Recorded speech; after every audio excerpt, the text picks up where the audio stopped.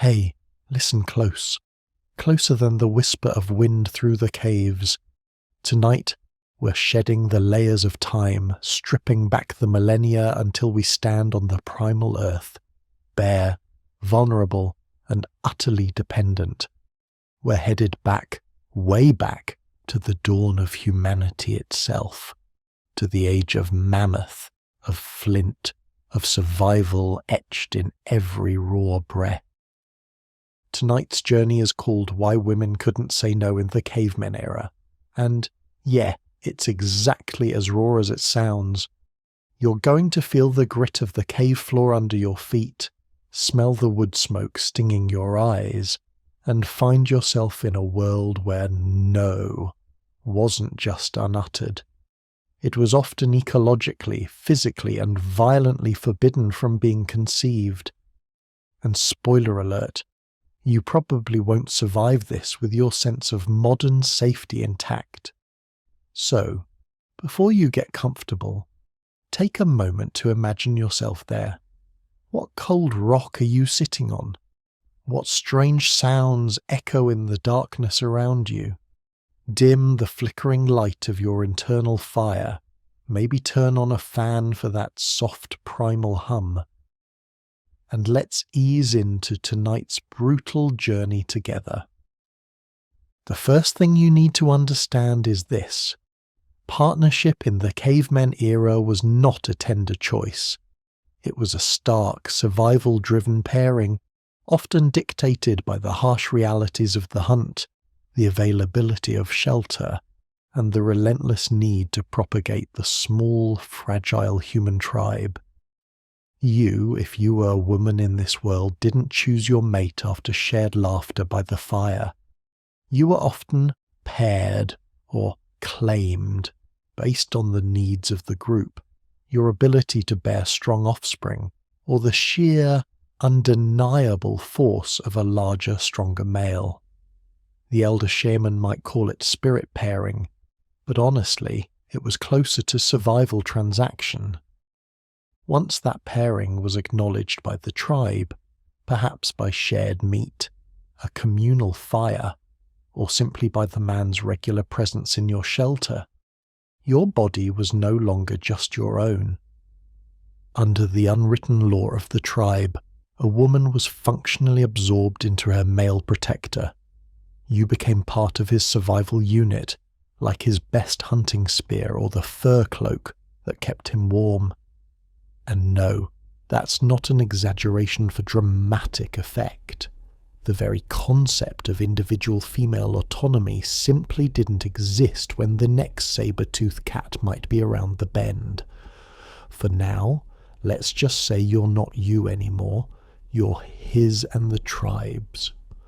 And with that came the primal expectation that you, the paired female, were always sexually available.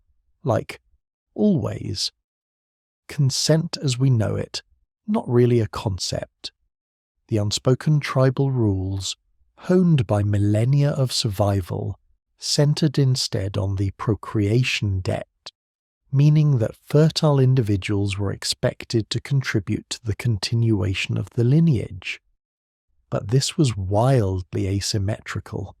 A male could choose to mate or not, perhaps to conserve strength for a hunt or because of a perceived weakness in the female. But a female refusing her mate, that wasn't just impolite, it was considered a defiance of the very survival of the group. So what if your mate was rough? What if he smelled of old blood and fear, drank too much fermenting fruit, and took you like you were a freshly caught carcass? Too bad. The primal instinct taught that your mate was your best path to survival for you and any offspring, and resisting him, even sexually, could put your very existence in jeopardy. That's right. You might not only be physically coerced or cast out for saying no, you might be left to the wolves. That's a brutal choice to wake up to every dawn, isn't it? And no, before you ask, this wasn't just among the lowest-ranking individuals. This applied from the weakest to the strongest, Even the mates of the most dominant hunters or tribe leaders were expected to bear this burden. In fact, for higher status females, producing robust offspring was one of their main duties, ensuring the strength of the lineage. No offspring could mean being discarded, replaced, or worse, left alone to perish. For these women, sex wasn't pleasure or even intimacy. It was reproductive labour. Survival labour, physical labour, and tribal labour all rolled into one exhausting compulsory act. Now let's add a pinch of primitive belief to this grim stew. The early human mind was obsessed with fertility, like primally obsessed. It understood that life continued through procreation, but made one crucial exception: pairing within the recognized social unit. So within this pairing, sex was allowed as long as it was for procreation, not merely for individual sensation. If a woman expressed resistance, that was suspicious. If she tried to refuse, that was worse. The elder shamans and strongest males were usually the ones interpreting the rules, after all, and many of them had never experienced the female side of this equation. Their vision of female role was filtered through the hunt, the gather, and a hearty dose of ingrained biological and social hierarchy inherited from countless generations. You get a sense of how twisted this logic became when you look at the rare, inferred social grievances from the era. There are interpretations of early burial sites or cave art that suggest individuals, particularly females, suffered from repeated trauma, only to be absorbed back into the communal life with their suffering essentially part of the deal. The tribe rarely intervened unless something was egregiously violent or threatened the group's cohesion. If a male forced himself on his female partner, that wasn't violation as we define it. It was simply pairing. The concept of sexual assault within a recognized partnership didn't exist. In fact, that phrase wouldn't even be conceived for millennia. And then there's the fringe detail that might just make your primal jaw drop. In some early tribal interpretations, initiation rituals for young pairs involved communal acknowledgement of the new union. You heard that right? After a basic ceremony, the group would witness, or at least be aware of, the consummation. Because nothing says blessed union like a circle of your kin nearby while you perform your duty. So here's your first historical fact. Pair bonding in the cavemen era was a primal and social institution where consent was presumed, not required, once a female was designated a mate. Once paired, a female was expected to be sexually available at any time, and refusal could be seen as defiance, tribal disobedience, or even grounds for expulsion. Now here's your quirky fringe fact. In some interpretations of early human groups, a male could be challenged or even rejected by a female if he repeatedly failed to provide sustenance for the group, proving his unsuitability for procreation and protection. In one theoretical scenario, a male might have had to display hunting prowess in front of the group to keep his chosen female, because sustenance was clearly optional in early human pairing. And your scholarly debate, it's still ongoing over how much everyday early human females internalized or resisted these norms. Some anthropologists argue women had more influence behind closed doors, using subtle communication, feigned illness, or group solidarity to avoid unwanted pairing. Others insist the system was so rigid and survival-driven that genuine refusal wasn't just rare, it was nearly impossible. Either way, tonight you're in a world where saying no wasn't just discouraged, it was largely inconceivable. A woman could be a gatherer, a mother, a healer, but never unavailable. Her body was a vessel, a resource, a necessary contribution. Consent, in the way we know it now, was a fantasy, one that wouldn't begin to materialize for countless generations.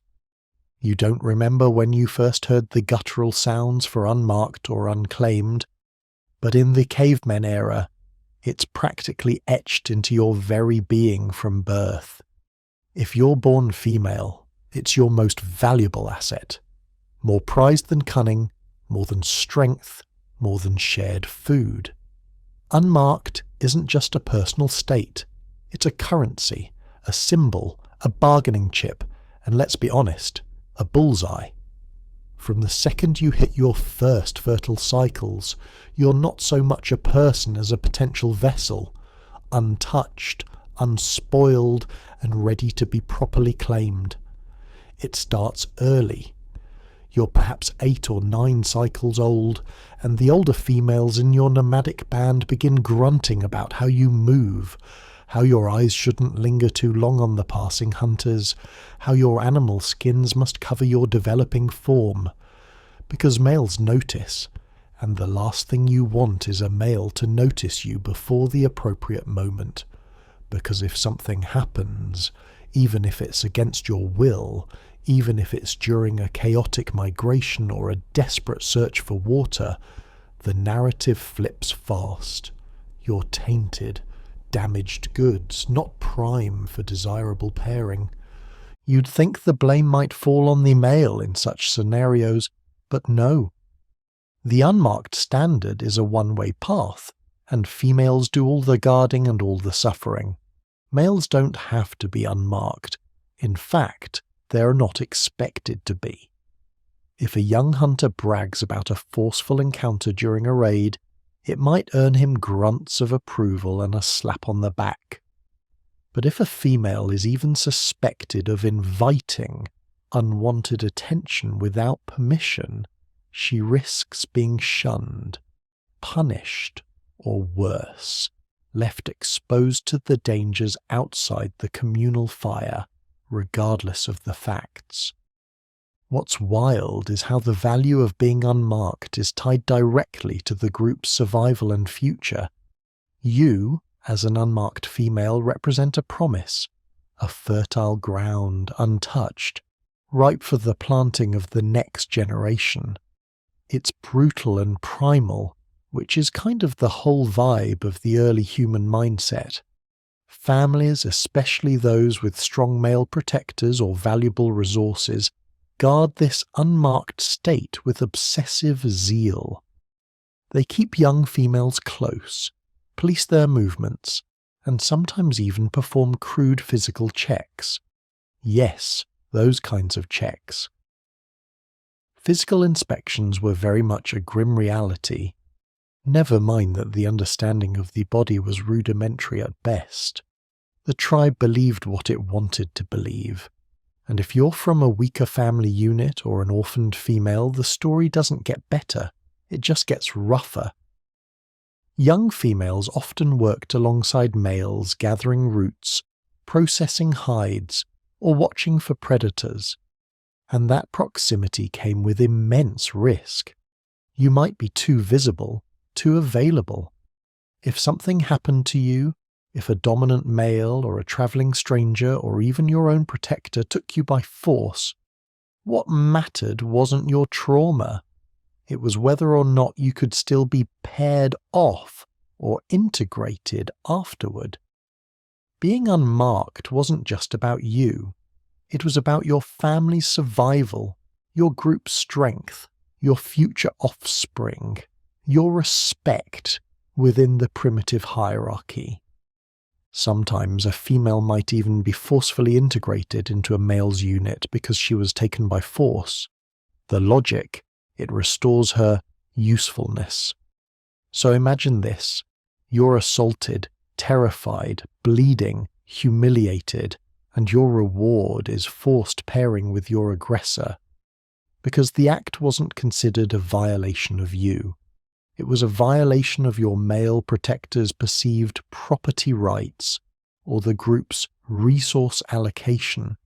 If the male agrees to take you, It fixes the problem. Problem solved, right? This is where you start to realize just how slippery the idea of consent was. It's not that people didn't understand taking by force. There were specific grunts and signs for it, and there were retaliations on the books, but there was a huge caveat. The victim had to be truly unclaimed, or at least perceived as such. If she was already a recognized mate, the group might argue that she provoked him or was used to such behavior. And good luck proving your case because your wordless protests were considered weaker than a male's assertion. Your body was evidence, but only if it fit the right narrative. Now let's get even darker. Some groups didn't just protect their young females, they commodified them. If you were healthy, fertile, and came from a decent lineage, you could be presented to powerful males or neighbouring tribes like a prized resource. There were theoretical cases where young girls, perhaps barely able to gather, were gifted or traded to powerful males. It wasn't considered predatory, it was strategic. If a strong male or a neighbouring leader showed interest, that was the group's jackpot. The unmarked status could turn into a vital alliance or access to new hunting grounds. Everyone wins, except the girl, of course. The earliest forms of collective belief played a major role in all this, championing unmarked status as the gold standard of prime pairing. The mother goddesses or fertility symbols of early human belief were revered for their procreative power, but their purity was paramount. These weren't just images, they were blueprints. You were supposed to aspire to that level of untouched readiness. Be so vital that you'd rather face the elements than be prematurely claimed, but also somehow be ready to pair and serve a mate whenever required. It's a primal catch-22 soaked in blood and fear. And if you couldn't live up to it, if you were taken by force or simply curious and crossed the invisible line, your options were limited. Exposing yourself to the elements, or being cast out, became a dumping ground for females whose usefulness couldn't be salvaged. Sometimes this was spun as a spiritual calling to the land, but everyone knew what it really was: damage control. Once isolated, you might find a kind of desperate safety, or another form of terrifying exposure, but more on that in a later segment. Let's not forget the bizarre primal contradictions. On one hand, unmarked females were revered, mystical, vital, almost divine. On the other hand, their value was entirely tied to what hadn't been done to them. And once that purity was lost, you dropped like a stone in social worth. You could be the same female with the same capabilities, the same voice, but you were no longer worthy of prime pairing or even basic protection. Here's your historical fact. Being unmarked or unclaimed was considered a vital asset in early human societies, often essential for prime pairing, group alliances, or social survival. Its loss could severely diminish a female's prospects regardless of how it was lost. Your fringe fact. In some theoretical early human rituals, the father or dominant male of a group might have presented symbolic tokens guaranteeing a young female's unmarked status before a new pairing could be acknowledged. If it turned out to be false, the entire pairing could be annulled and valuable resources lost. And your scholarly debate. Some anthropologists argue that not all early human societies were equally obsessed with unmarked status. In certain theoretical nomadic groups, pre-pairing sexual encounters might have been tolerated or even expected before formal acknowledgement. but the dominant interpretations of early human social structures suggest a strong emphasis on controlled reproduction for group survival, often overriding individual female choice. So, here you are, lying awake under that itchy fur blanket, knowing your entire future hinges on something you can't see or measure and may not even have any control over. Your unmarked status isn't your virtue, it's your leash. You're sitting by the stone-cold communal fire, listening to guttural grunts echo off the cave walls, and wondering how something so necessary can carry rules so terrifying. You're sitting by the small smouldering fire at the edge of the communal area, listening again to sounds you've heard your entire life. This time they feel different, not softer, but sharper. The dominant male's low grunts, the leader's gestures, they're talking about pairings again, and you already feel your stomach twist. It's about tribal duty again, and not the kind that involves gathering berries or skinning a small kill. No, it's about submission, specifically sexual submission. And why saying no to your designated mate is a direct challenge to the survival of the very group that protects you. And it's not just the leader. This is woven into the very fabric of communal life, in the grunts, the gestures, and the established patterns of behavior that circulate across the various family units and hunting bands. The idea is simple. A female who refuses a mate sins against her protector and, more importantly, against the tribe. And if that sounds harsh, that's because it's meant to be. Refusal isn't just a matter of personal preference in this world. It's framed as a tribal rebellion. The reasoning? Well, the strongest males and the elder shamans, almost always males, with too much time spent observing animal behavior and too many interpretations of the spirit world, loved to grunt and gesture about the natural order of things.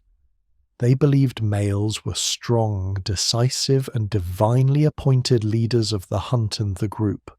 Females, emotional, weaker, prone to disruption, like the one who wandered too far from the group and almost brought a predator to the sleeping cave.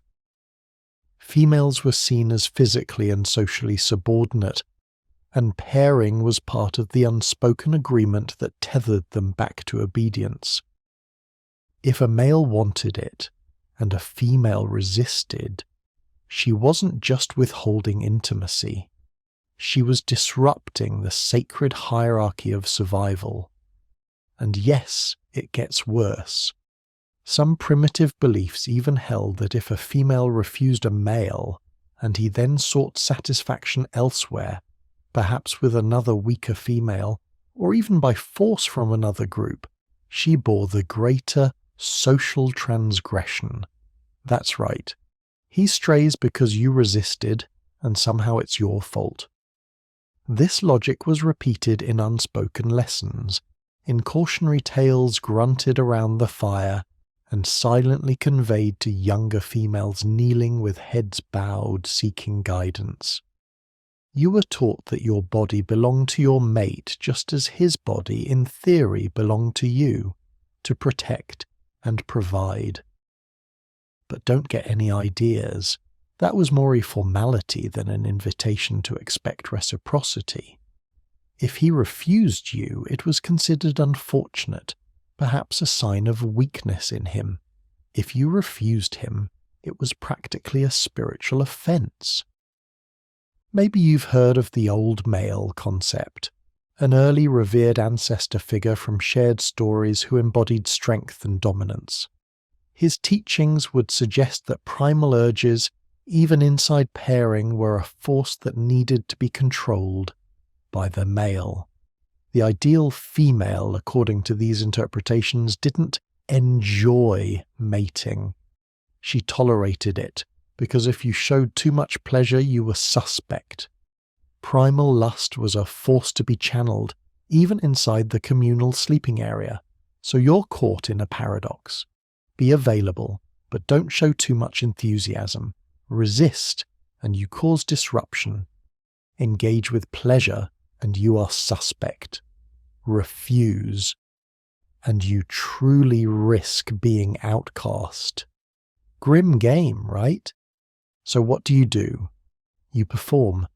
You perform compliance, utility, even apparent affection, because the alternative is social shame or worse. Females who resisted too much were labelled contentious, disobedient, or even unclean. A male could complain to the elder shaman that his mate was denying him, and the elder shaman could and often would instruct her to comply, no matter her feelings. If the issue escalated, the dominant males might get involved. Some tribes even had crude arbiters, whose job was to help resolve interpairing disputes. And let's be honest, those resolutions almost always came down on the male side. The idea that sex was your duty became so internalized that some females showed visible relief when their mates were away on long hunts. Others showed signs of deep distress for not wanting to be taken. It wasn't just physical submission, it was primal conditioning, and females were made to feel like they were the ones with the problem. If you flinched, if you dreaded the rustle of fur blankets at night, you were told to pray to the spirit animals for humility, not for help. And still the collective mind of the tribe thought of itself as a protector of morality and purity. Irony alert. Some of the very males preaching this natural order were deeply tangled in hypocrisy, taking multiple partners or forcing themselves on weaker individuals. Here's something even darker. Some interpretations of early social dynamics suggest that dominant males were expected to discipline females who defied them. That could mean verbal correction, harsh grunts and gestures, or it could mean something more physical. And the tribe allowed it to happen, as long as a male didn't threaten the overall stability of the group or cause lasting physical damage that hindered a female's ability to gather or bear children. His authority over her body was seen as natural, even divinely endorsed by the spirit world.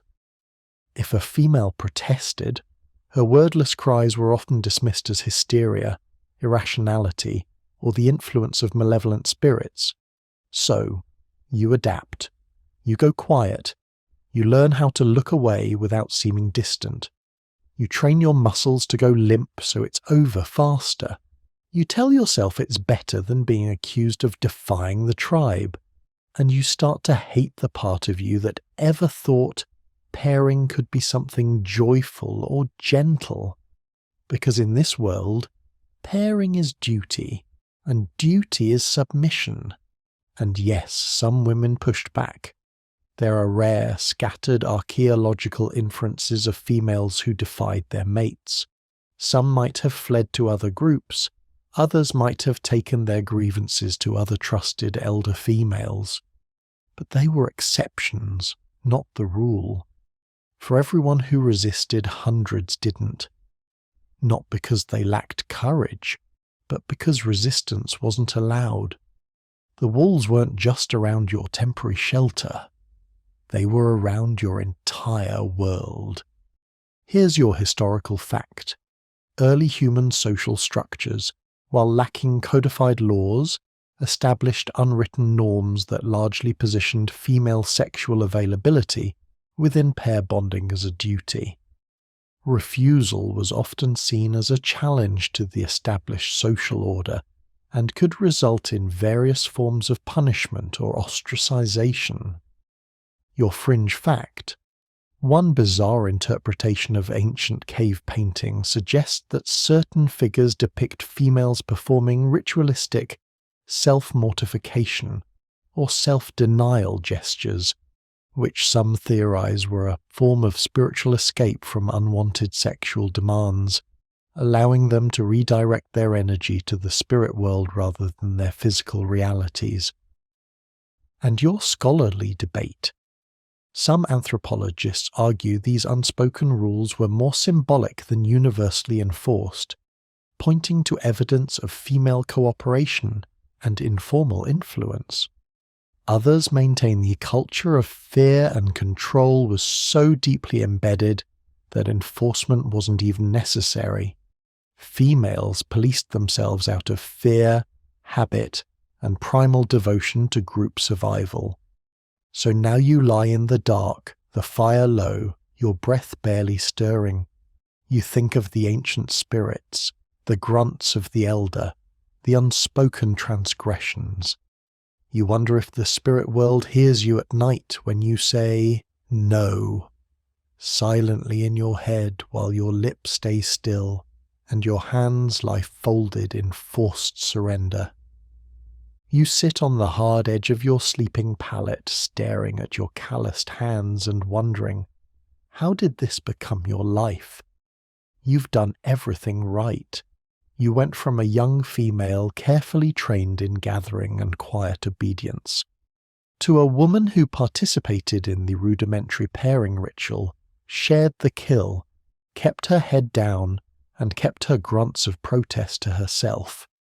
And yet, here you are, waking up every dawn next to someone who believes your body is part of his daily survival routine, like sharpening his flint tools or checking the snare lines. You're not a female anymore, you're a mate, and that in the cavemen era means something terrifyingly specific. Your right to say no has been erased. The moment you are paired, everything changes. You go from a relatively unburdened individual to a possession, or at least a highly controlled resource. Your gathered roots, if you found any, now largely belong to your male protector and his kin. Your labour, processing hides, tending the fire, and childbearing, belongs to your male protector, and your sexuality, absolutely, belongs to him. You don't get to decide when or how it's used. Under both the unspoken tribal laws and the primal instincts of the group, he has a right to your body. If he demands sex and you resist, you are the one out of line. There's a chilling, unwritten understanding that echoes through early human behavior and proto-belief, the procreation debt. It's the idea that both paired individuals owe each other conjugal relations, but let's be honest, it wasn't enforced equally. Sure, in theory, a male could be challenged for refusing his mate if it impacted her ability to secure resources or disrupted the group. But in practice, the only time a male faced tribal disapproval for withholding sex was if it interfered with his mate's ability to bear heirs for the group. Meanwhile, a female who refused sex was seen as rebellious, a threat to group cohesion, and even cursed by the spirits. Yes, cursed. Because resisting your male's authority was likened by some elder shamans to resisting the natural order of the hunt, the gather, and the very flow of life. Primal, isn't it? And what happens when you do resist? First, well, he might shame you with loud grunts, threaten you with exclusion. He might pull you from your sleeping area by the arm, or worse. And here's the gut punch. None of that is considered a transgression. Forced pairing wasn't a concept because the idea didn't exist. You were already his.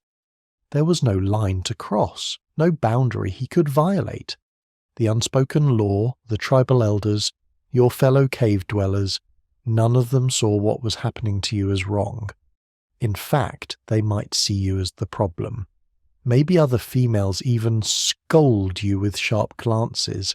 They remind you that the primal spirits decreed females should submit to their mates in everything. You're not just being a bad mate, you're risking the favour of the spirits, and the whispers don't stop. Maybe your male complains to the elder shaman, and what does the elder shaman say?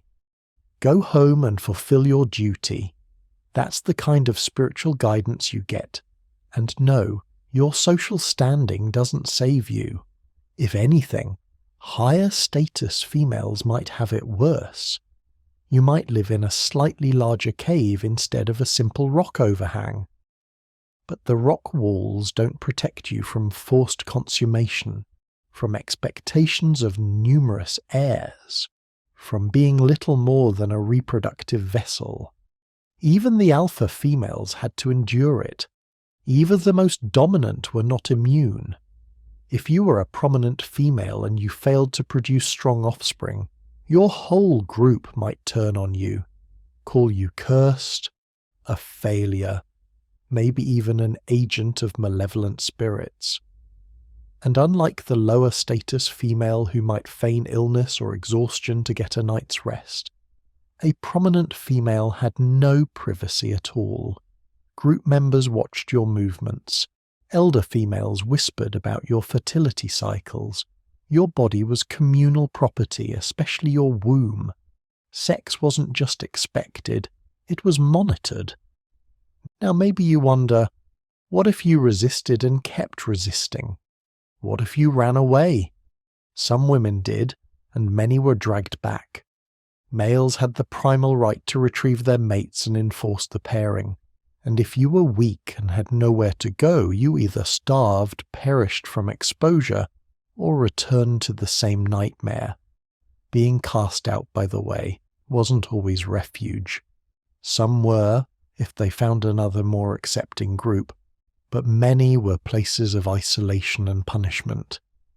If you were sent away against your will, you might be cut off from family, exposed to predators, even forced into a mating with the elements that didn't feel any more consensual than your earthly one.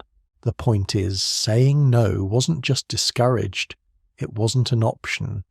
The very structure of early human society was built on the assumption that you wouldn't say no. You couldn't. Your duty, your faith in the spirits, your very survival, it was all tangled up in that one grim expectation. Here's your historical fact. Once a female was recognized as a mate in early human societies, she functionally ceased to exist as a separate person under the prevailing social norms. Her male protector had complete control over her resources, her movements, and her body, including the right to sex at his discretion. Your fringe fact. In some archaeological interpretations of ancient burial grounds, certain female skeletons show signs of repeated pelvic trauma and multiple rapid pregnancies, which some theorize indicates a pattern of continuous forced procreation within pair bonds, suggesting refusal was met with severe physical consequences that left traces on the bones. And your scholarly debate. Historians and anthropologists still argue over how often women actually resisted. Some say the lack of clear evidence in the primal record suggests widespread compliance. Others suggest it's the silence of erasure, that females resisted all the time, but their stories were never recorded or were actively suppressed by the dominant male narratives. After all, early human history has always had selective hearing when it comes to female voices. So here you lie, maybe curled into a corner of your shared sleeping area, pretending to be asleep, praying the heavy breathing means he's settled, not approaching. You're not tired, you're not sick, you're not angry, you're just hollow, and still somehow you're expected to open your body and call it continuation. You wake before the full light, pressing your feet to the chilled cave floor. It's not much, just a hollowed-out space, a few animal skins for warmth, and a cracked opening that looks out over the foraging grounds. But it's yours for now. You make your way down the narrow slope past the sleeping forms of your kin, your mind already calculating the strength needed for the day's gather, Because yes, you're a gatherer, but what does that mean in this primal tribe? And more importantly, what rights, if any, does that give you over your own body? You'd think the answer would be none. After all, procreation in the cavemen era was tangled up in every kind of primal contradiction, unspoken rule, and double standard imaginable. But here's the strange thing. In many early human groups, the act of bearing offspring was legally recognized, regulated, expected, even essential for tribal survival. In some regions, mating rituals were operated under communal oversight. In others, they were watched closely by the elder shamans, not to abolish them, mind you, but to keep them contained within the accepted norms. The logic was simple, crude, and male-driven. Procreation existed to protect the future of the group by ensuring new, strong members. Your body was considered a vessel for continuation, a public service. You had rules to follow. Paired females were often expected to adhere to specific norms of behavior. You might wear certain markings, or be expected to stay within designated foraging areas, so no one could mistake you for an unpaired female. You couldn't wander too far from the group at certain hours. You had to live in designated areas of the communal cave where your mate and his kin could come and go discreetly. If a male forcefully took you, your status as a female within the group worked against you. They'd grunt, "She is already claimed," or "She can't be taken, only used for purpose." And that's where the lie cracks open. Even in a world that functionally recognized paired mating, there's no real understanding of consent. The idea that you could agree to sex sometimes but still say no at other times? Foreign. If you were paired or even available for pairing and you resisted, that wasn't seen as a boundary, that was seen as a defiance of the primal urge. If a male grew violent and forced you, many groups wouldn't see it as a transgression. You were a communal resource, not a distinct individual. And the primal understanding doesn't punish males for breaking tools. And yet, paradoxically, this functional status offered some women small slivers of control, tiny windows of maneuvering in an otherwise brutal existence. In certain groups, females formed unofficial networks. They shared knowledge of edible plants, communal rules, and sometimes even rudimentary healing practices. A few managed their own foraging parties, finding new berry patches or recognizing safer water sources. That didn't make them immune to coercion, of course. It just meant they could afford to share scarce resources or subtly influence decisions within their kin group. Power in this world came through shared resources and knowledge more than outright dominance. And that made some females dangerous in a way other, weaker individuals rarely could be. But the danger cut both ways. Many of these women had no inherent protection. They weren't under the explicit care of a singular male protector. If they were attacked, they often had no one to advocate for them. And even when they showed signs of violence, the tribal arbiters rarely favoured them. An unpaired female working in the foraging grounds or at the waterhole was often seen as fair game. She put herself in that position, the logic went. She invited it. Consent, once again, was a concept no one cared to define, especially when a female stood outside the acceptable categories of mate, mother, or elder. The elder shamans often warned against uncontrolled mating, calling them disruptions to the spirit world. But they rarely abolished the basic drive. Why? Because the demand never stopped. Because even the most spiritual males who condemned uncontrolled acts by day engaged in them by night. Because the tribe ran on primal instincts, and female bodies were part of that cycle. And for every warning condemning sexual immorality, there was a quiet understanding made for continuation or dominance. Here's your historical fact. Early human settlements often saw females engaged in vital roles like gathering and processing, but these roles came with increased vulnerability to exploitation and social stigma, especially around issues of sexual consent, as their bodies were often viewed as communal resources for procreation and group survival. Your fringe fact. In parts of what would become early human settlements, archaeologists have found evidence of communal sleeping areas where distinct markings or symbolic barriers might have been used to delineate personal space, but these were often rudimentary and easily disregarded, suggesting that privacy was an aspiration, not a guaranteed right. And your scholarly debate.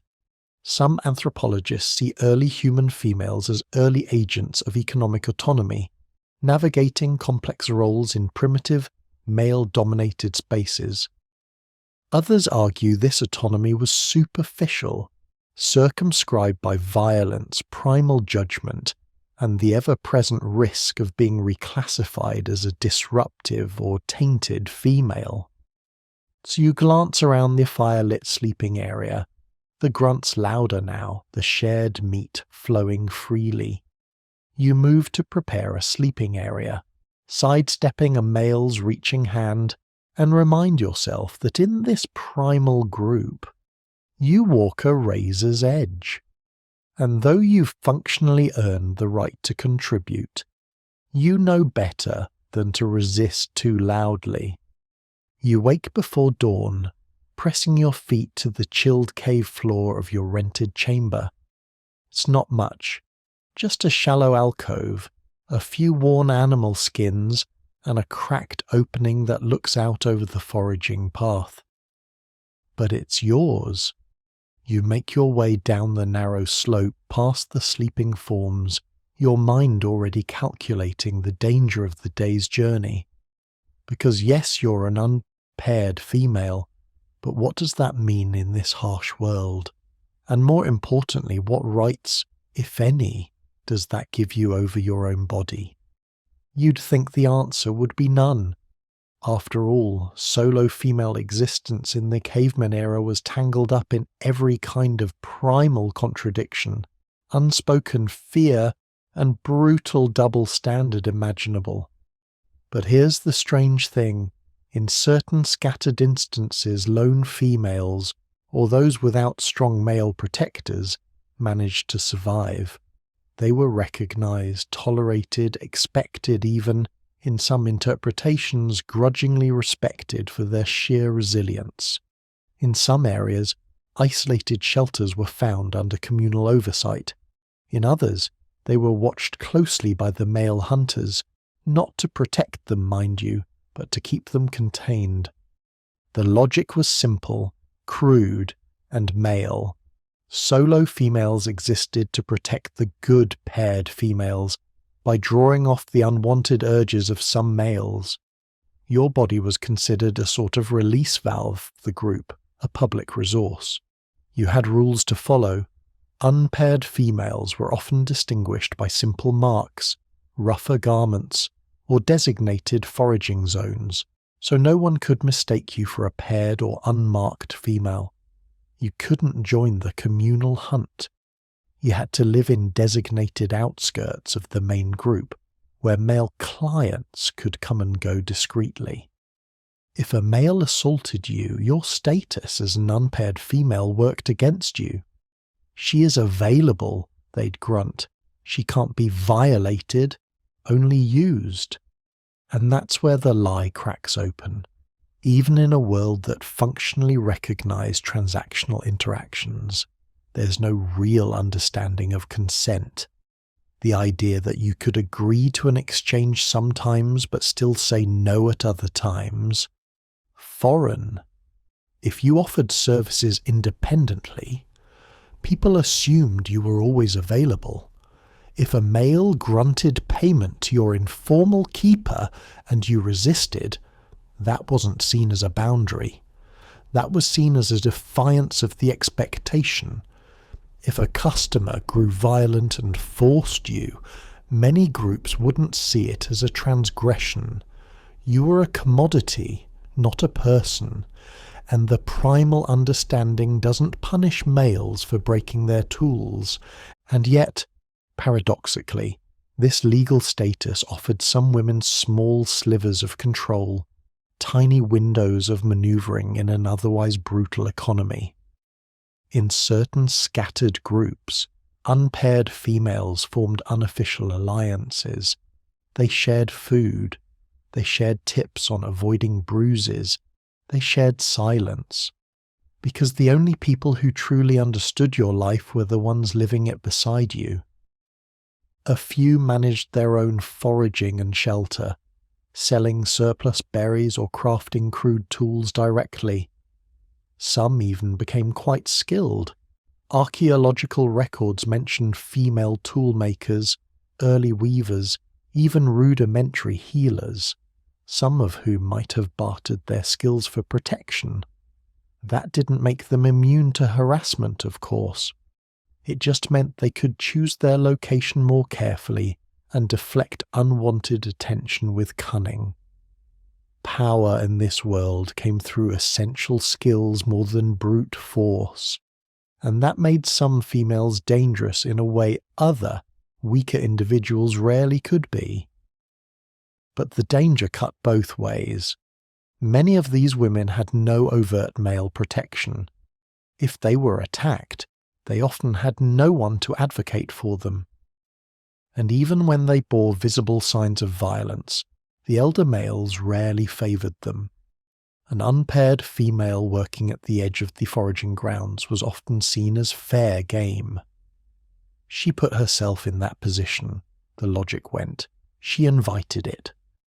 Consent, once again, was a word no one cared to define, especially when a woman stood outside the acceptable categories of paired mate, child-bearer, or elder female. The elder shamans often railed against these uncontrolled women, calling them disruptions to the spirits, but they rarely abolished the practice. Why? Because the demand never stopped. Because even the most spiritual males who condemned them by day visited by night. Because the tribe ran on primal instincts, and female bodies were part of the survival economy. And for every warning condemning sexual immorality, there was a payment quietly made for temporary satisfaction. Some women did find a way out. A particularly resourceful male might claim you, either by fully integrating you into his unit or offering a form of lasting protection. Others saved enough to secure a better shelter or a safer foraging ground. A few might have retired into elder roles within the group, though this required demonstrating unique wisdom and often some performance of detachment from primal urges. You had to show you were ready to live without material temptation, and by temptation they meant freedom, but many didn't escape. He grew older, less desirable, and eventually faded into the background, teaching younger girls how to deal with the aggressive males and how to fake a compliance through the pain. Some died young, others were buried with no markers. A few were left behind during migrations, unnamed and unmated. Because even in death, these unpaired females were often considered unworthy of formal burial rituals. And yet, in these narrow foraging paths and makeshift shelters, there was solidarity. The women around you weren't spirits or mere tools, they were survivors. You shared gathered food. You shared tips on avoiding danger. You shared silence, because the only people who truly understood your life were the ones living it beside you. Here's your historical fact. Early human communities, while often lacking formal prostitution, as known later, still saw a functional system where some unpaired women were utilized for sexual access, regulated by informal tribal norms. This often did not protect these women from violence or grant them any real autonomy over their bodies. Your fringe fact: in archaeological findings in some early campsites, clusters of female skeletal remains sometimes show patterns of consistent, unhealed fractures or signs of chronic physical stress, distinct from typical hunting or gathering injuries, leading some to theorize about targeted violence against certain vulnerable female populations. And your scholarly debate. Some anthropologists argue that this informal system gave early human women rare economic or survival power in a rigidly patriarchal society. Others counter that this power was illusory, conditional on youth, health, and compliance, and that most women in such roles were trapped by primal poverty and violence with no real way out. So, you move water over your face, tie your cloak, and step back into the main communal area, where the fires have just been lit and the grunts echo through the cave. The rules here say you're allowed to exist, but you've learned what that really means. They get to approach, and you're expected to comply every time you tighten the bindings across your chest. The rough animal skin flattening your shape, disguising the curves that have betrayed you for too long. You pull your cloak tighter, shift your hood forward, and stare into the crude reflection of a still pool of water. Not the polished silver of a noble lady, but the warped, cloudy surface you found deep within the earth. You look again, you're almost there. With your hair cropped short and your tunic cinched just so, you pass not entirely as a male, but close enough to move unnoticed. In this moment, you're no longer a mate, a child-bearer, or a female destined for forced pairing. You're someone else. And for the first time in your life, you feel something dangerously close to freedom. There's a strange recurring figure that pops up in the inferred margins of early human history, the female who vanishes, then reappears, disguised in a way that deflects unwanted attention. Sometimes she attaches herself to a hunting party as a silent follower. Sometimes she takes to the nomadic paths alone. Sometimes she becomes a skilled crafter of tools, a scout, even a solitary hunter. Her grunts and gestures change. Her voice lowers. Her curves disappear beneath layers of animal hide. And for a little while, the world stops treating her like an object. Because for a little while, she isn't overtly female at all. These weren't common stories, but they weren't myths either. There are rare interpretations from skeletal remains or subtle patterns in artifact distribution that suggest instances of females adopting roles or appearances typically reserved for males to escape forced pairing, to avoid assault, or to access resources denied to them. Some were caught and, we can assume, punished. Others were perhaps celebrated in an odd primitive way after their deaths. Once it was safe to admire their bravery without having to deal with any of their defiance.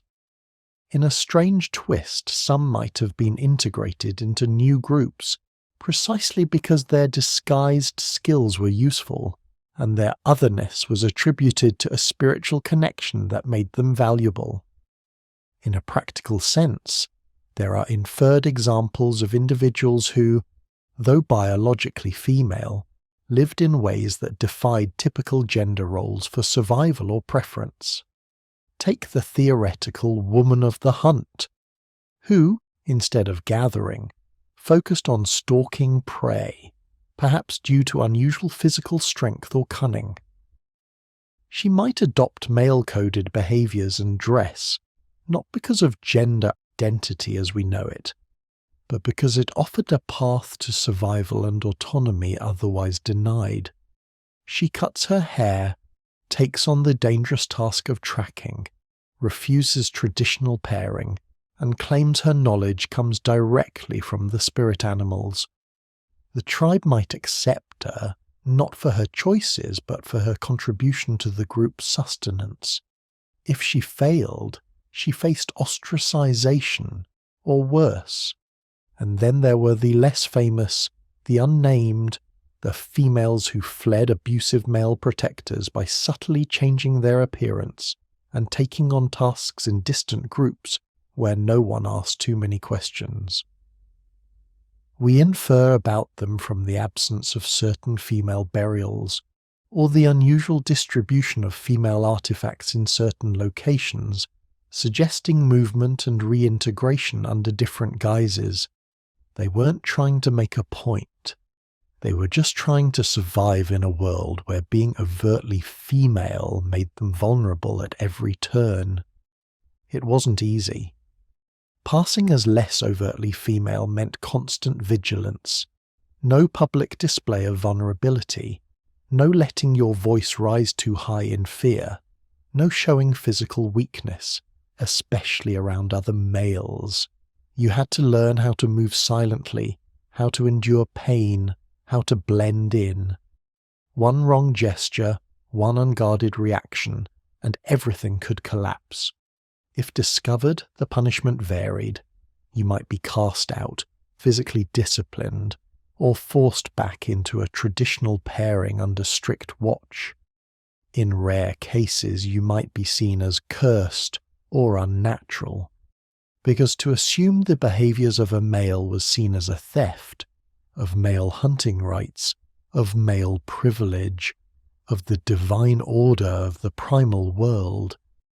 And yet for some, the risk was worth it, because life as an unprotected female offered no better odds. You could be taken by force, paired off, beaten, or silenced, and no one would blink.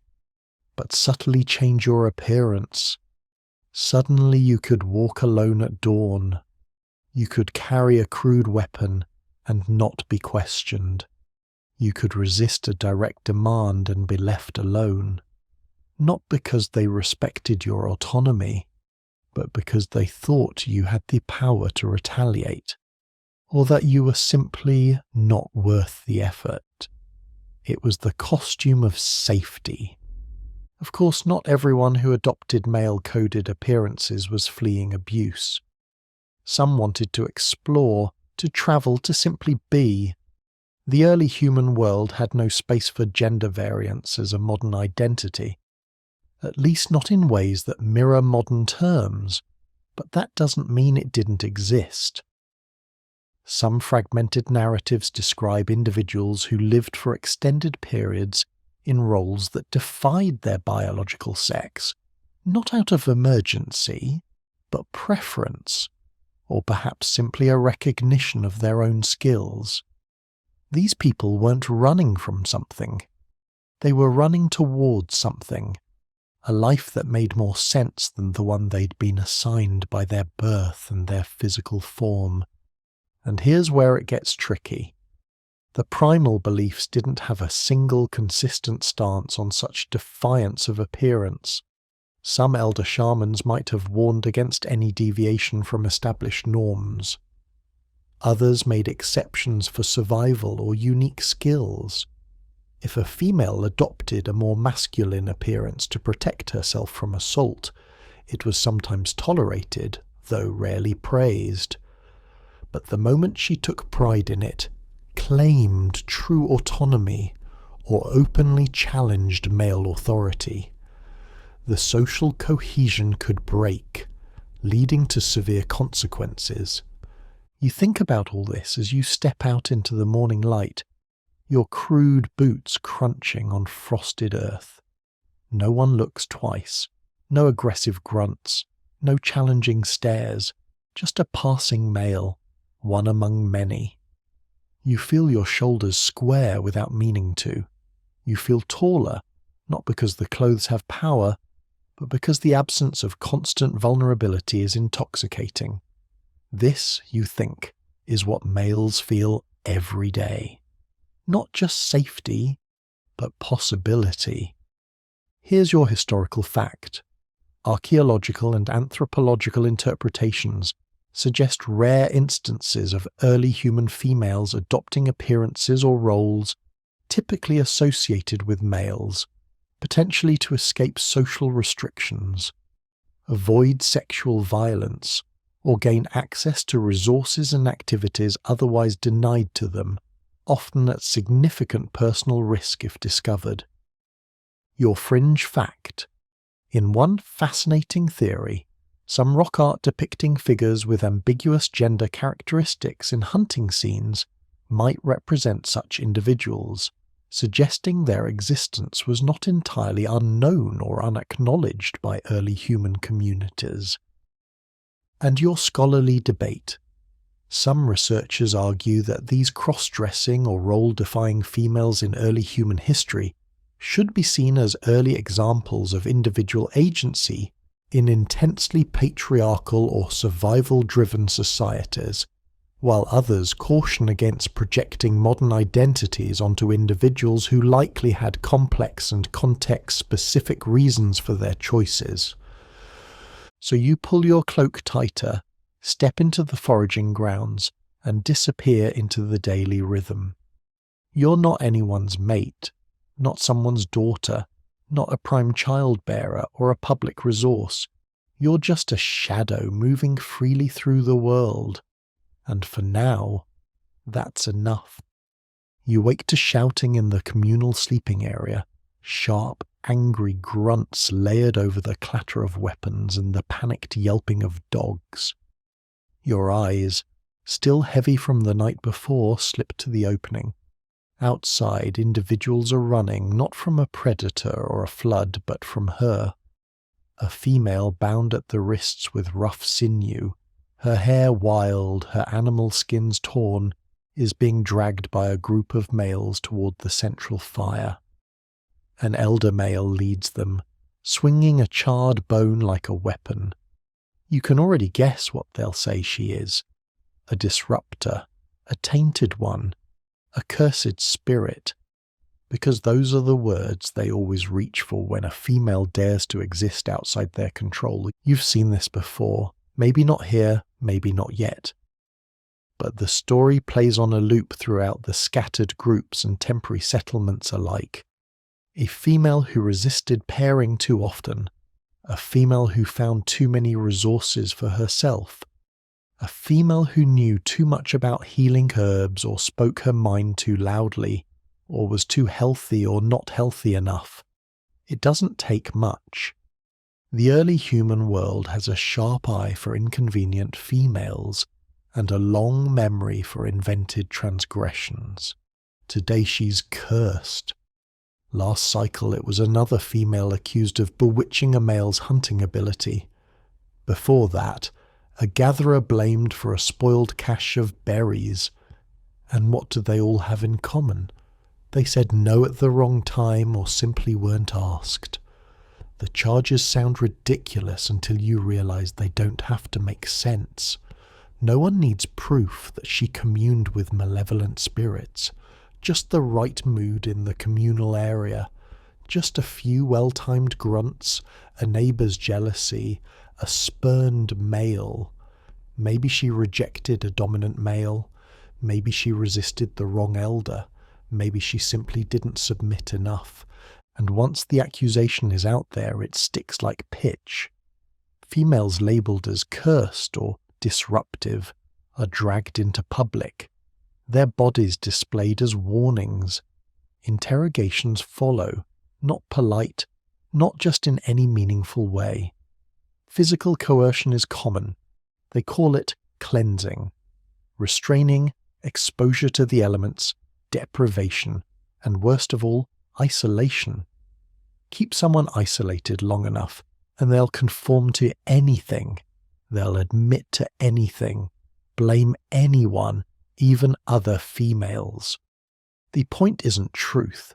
The point is spectacle, and when these women break, when they finally mumble the names they're asked to give or admit to, influencing the hunt or disrupting the tribe with their defiance, that's it. That's all they need. Because the accusation was never about cursed spirits. It was about power, about control, about finding a convenient reason to punish a female for being inconvenient. Contrary to popular belief, the large-scale witch hunts truly explode much later in history, but the seeds are already planted here. By the later stages of early human development, as groups grew larger and more complex, the fear of female disruption became more intense. Early proto-beliefs began to codify what makes a female dangerous: independence, sexual non-compliance, knowledge of vital resources, unusual strength. But even before explicit codes, there are inferred records of females driven from groups or facing harsh consequences for little more than healing a sick child or finding the wrong plant in the wrong place. Healers are frequent targets, so are elder women. Females whose knowledge of the body, especially the female body, gives them a kind of subtle power that threatens the dominant males and shamans. These women know what to give a female to ease her monthly pain, what to slip into a crude mixture to prevent conception, what leaves will bring on an early bleed. To males, this knowledge is either cursed or threatening or both. Because if females can control their own reproduction, what else might they claim? Even females who didn't deal in herbs weren't safe. Charismatic mothers, unpaired females, and loud-talking gatherers could all be accused of seducing males or tainting offspring. Often they were just women with no strong male guardians. That in itself was suspicious. The idea that a female could survive without a designated mate, without a male relative, without an elder shaman guiding her hand, that wasn't independence. It was rebellion. Her very existence questioned the whole fragile scaffolding of the patriarchal order. And the punishments were public and humiliating. Accused females were paraded through groups, their heads perhaps ritually shaved, their bodies marked, sometimes exiled. If found guilty, they might be left exposed, starved, or subjected to ritualistic violence. The end wasn't quick. It wasn't clean. That was the point. A slow, agonizing process sends a louder message.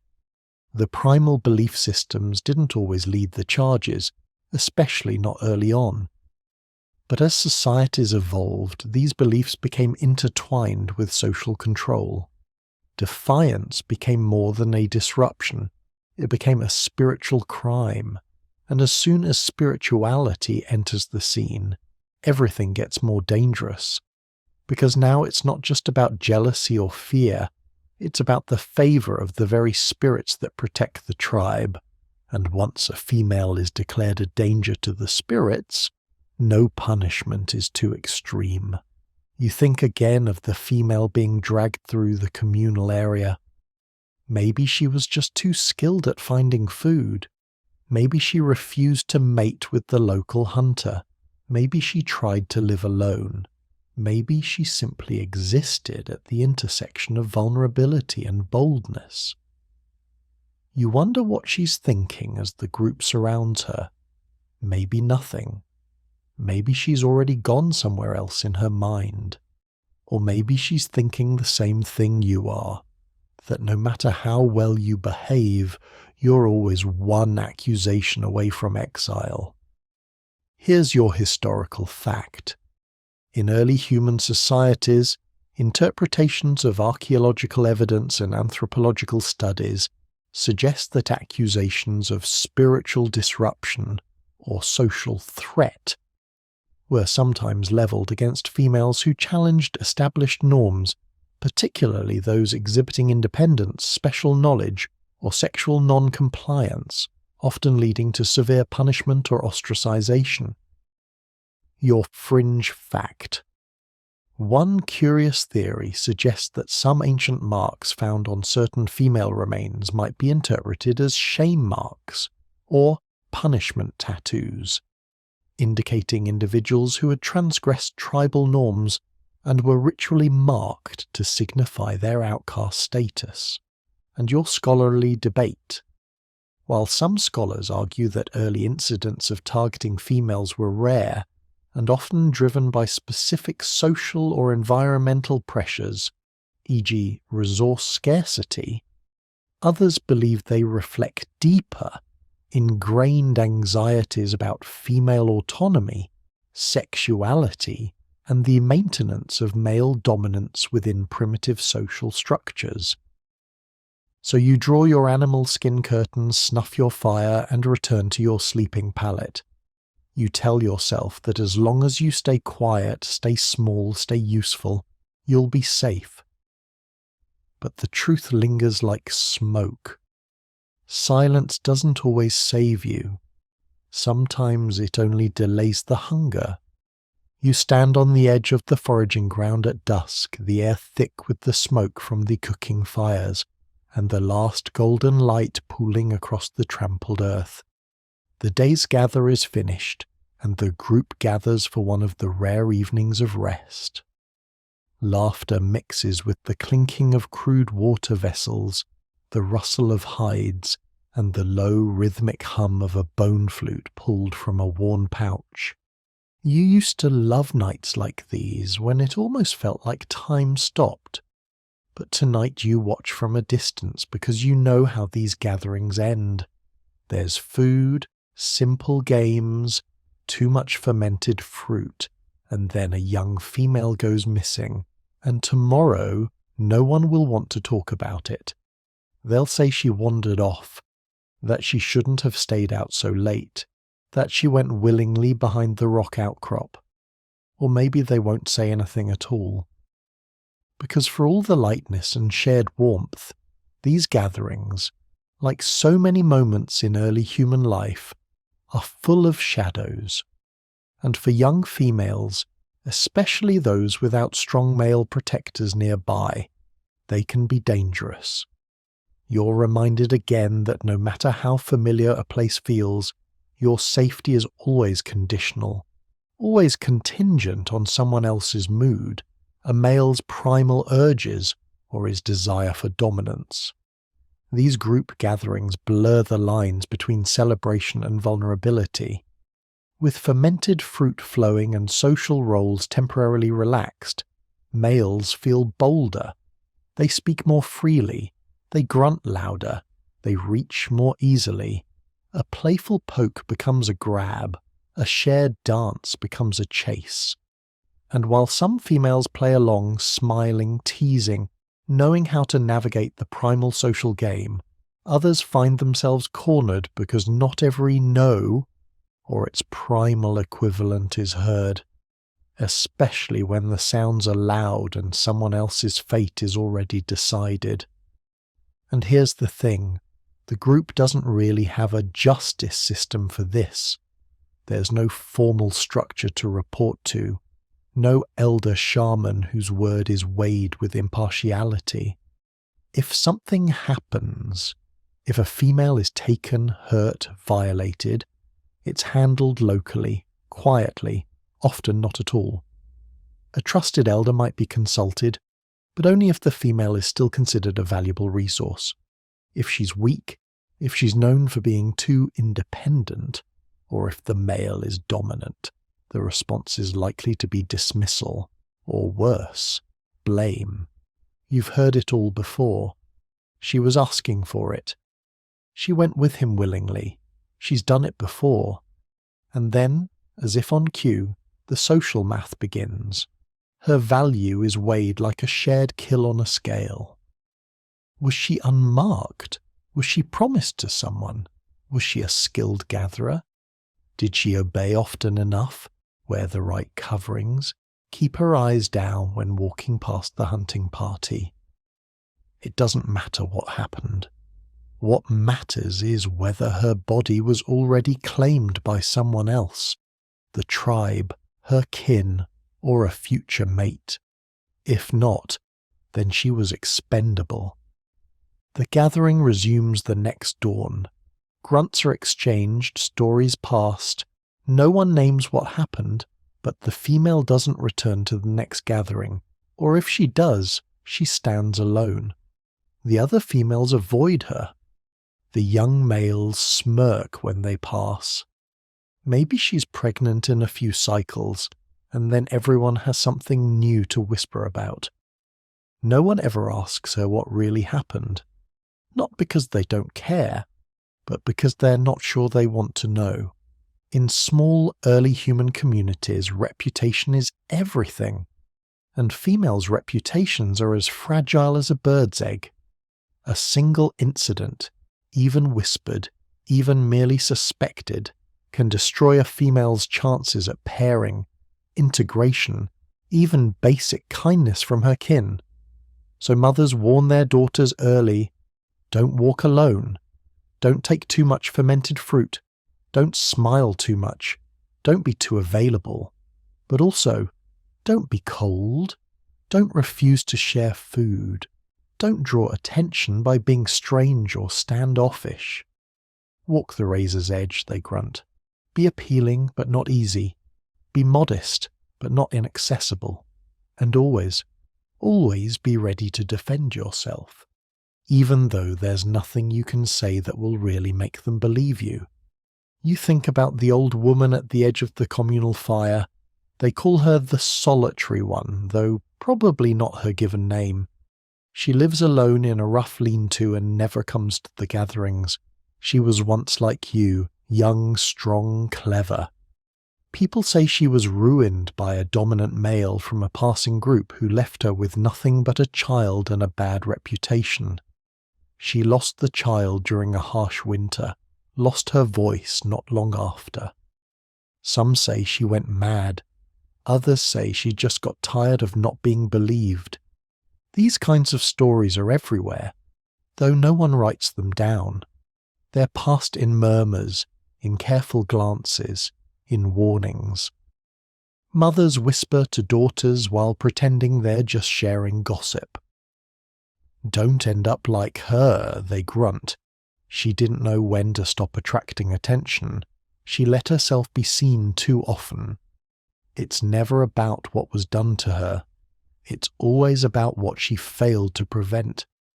As if the weight of every male's desire is a burden females are born trained to carry, and the males, they go on as usual. Maybe one gets quietly paired with the female he wronged. Maybe not. Maybe he leaves the group or joins a hunting party that travels far or becomes an elder himself. The group forgets his role, but the female remains. She becomes a lesson, a warning, a shadowy figure. Here's your historical fact. In early human nomadic or settled communities, incidents of sexual violence or coercion were rarely formally addressed or punished, unless the victim was of high status, or the act directly threatened the cohesion or reproductive viability of the group. Lower status women were particularly vulnerable due to lack of social or physical protection. Your fringe fact: in some theoretical early rituals, females might have symbolically cursed an aggressor during communal gatherings by performing specific gestures with berries or woven grasses. Part ritual, part protest. But these actions were often dismissed as superstition rather than a legitimate form of justice. And your scholarly debate.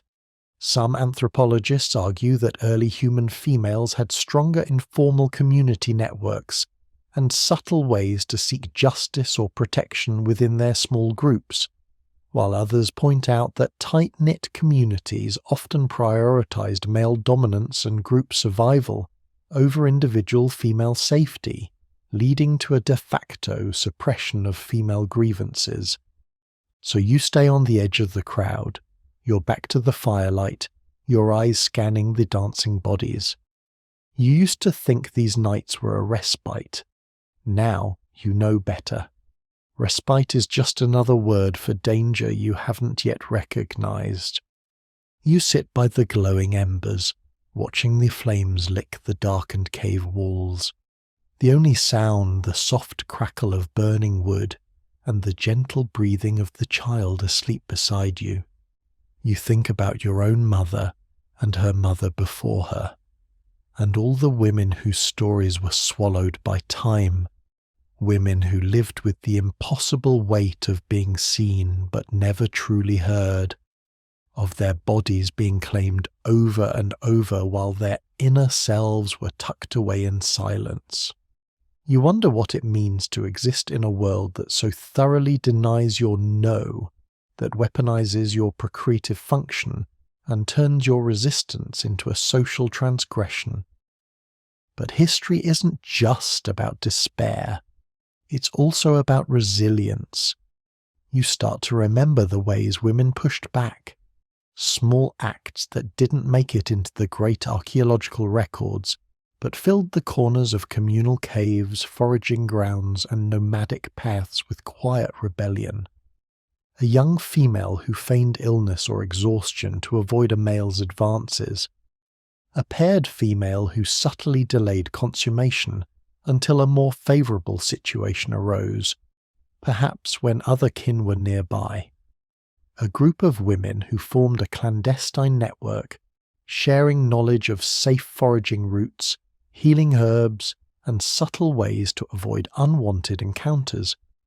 A few who ran away, found new groups, or disappeared into new, less overtly female identities. Resistance took many forms, but it was always dangerous, always fragile, and always necessary. You think of the gatherers who subtly altered their daily routines, inserting hidden patterns of female solidarity into their work. Of the females who sought out empathetic elder women for guidance, even knowing the odds were against them. Of the women who risked everything by showing physical defiance, praying that the group, or maybe a sympathetic kin member, would hear the unspoken plea beneath their actions. Of those who survived by learning to blend submission with cunning, transforming their roles into unexpected spaces of influence. And you recall the anthropologists and archaeologists who, millennia later, began to uncover these hidden stories, interpreting between the lines of rock art, skeletal remains, and environmental data, listening for the whispers erased by time. They debate, they argue, they reconstruct. Some say the Cavemen era was a time of unrelenting primal oppression. Others argue it was more complex, a world where female voices were muted but never completely silenced, where agency was constrained, but creativity and courage endured. The truth, as always, lies somewhere in between. Your fingers trace the rough pattern on a smooth river stone. You imagine the hands that held this stone, the women who lived beneath these harsh conditions. Their spirit wasn't a chain, it was a lifeline. Even in a world that demanded physical compliance, they found ways to exist within themselves, to connect with each other, to align with the spirits. And in those moments, the power to resist flickered, however briefly, like a spark in the dark cave. Here's your historical fact. While direct evidence is scarce, anthropological inferences suggest early human women employed subtle forms of resistance to the denial of sexual consent, including behavioral avoidance, forming female networks, and adapting their roles to gain a degree of autonomy within patriarchal or survival-driven group structures. Your fringe fact. Some archaeological finds, like groups of female tools or specific burial arrangements, have been theorized to represent evidence of female solidarity or informal power structures, indicating women found ways to support each other in ways not immediately obvious from male-centric interpretations. And your scholarly debate. Historians and anthropologists continue to discuss whether these acts of resistance fundamentally challenged the primal order or simply allowed women to navigate within its confines, making survival possible but systemic change elusive in a world dominated by raw strength and immediate needs. So you lean back, watching the child breathe softly, and you realize that history isn't just about the past. It's about survival, about the persistence of the human spirit, about the quiet power of saying no when no one else will listen. You stand at the edge of the world, you know, the horizon stretching wide and wild beyond the familiar rock formations of your group, your territory, your life. The cavemen era, the countless millennia of primal survival, brutal competition, and the relentless drive to procreate are behind you now. But their echoes linger in the way women's bodies have been controlled, silenced, and shaped by forces far larger than themselves. You think about all you've heard, all you've felt, the fear, the primal urge to survive, the impossible choices and the tiny acts of rebellion that refuse to be erased. You've walked through the shadows of a world where saying no was often the most dangerous sound a female could utter, and yet you've also seen the sparks that could ignite change. History, like life, isn't clean or simple. It's messy. It's full of contradictions. There were times when a female's resistance was ignored, silenced, punished. But there were also times when it was subtle, whispered loud enough to be heard by those who understood and even carried forward. Some women perished to protect their bodies, their choices, their dignity. Others lived to teach their daughters to fight in quieter ways, to claim space within the limits imposed on them. And those limits, were they unbreakable? Not entirely. Every restriction contains a seam, every chain a weak link. The caveman era was vast, diverse, and enduring. Women lived vastly different lives depending on their immediate environment, their group structure, and sheer luck. Some had more room to maneuver than others, but all faced a world structured to control their procreative potential and their physical autonomy. Yet in every corner, the primal human desire for individual agency flickered. It demanded to be recognized.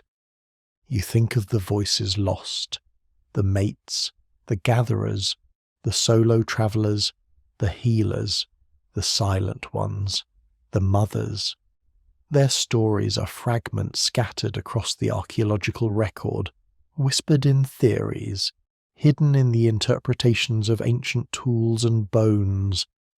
They remind you that history is not just the story of dominant males and great hunts, but of ordinary individuals surviving extraordinary oppression. Their struggles and their courage form the undercurrent of every era that followed. And here you are in the present holding this knowledge. What will you do with it? Remember, speak, fight. The past is never just behind you. It shapes the present and the future, because the question of consent, the right to say no, is not just ancient. It's timeless. It's urgent. So you take a breath, still steady and deep, and prepare to carry this story forward, not as a whisper, not as a shadow, but as a clear, unyielding voice that honors the no's that came before and demands the no's to come. Here's your historical fact. The denial of women's sexual autonomy in early human societies, while not codified in written law, was deeply embedded in inferred social norms, survival strategies, and primal power dynamics. Yet, evidence suggests women found ways, both overt and subtle, to assert personal agency despite systemic pressures. Your fringe fact. Some advanced theories propose that the development of complex female-specific knowledge, like intricate plant lore or specialized birthing practices, served as a covert form of female power, allowing women to control vital information and exert influence in ways that male dominance couldn't fully suppress. And your scholarly debate.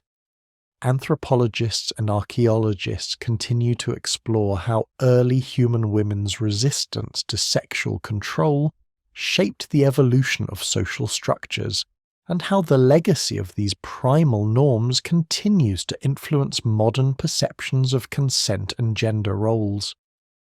Thank you for staying with me on this long, winding, and deeply primal journey. I hope you found these stories as illuminating and humbling as I did interpreting them. If you gained a new insight, please do consider carrying this awareness forward, only if it feels right. No pressure.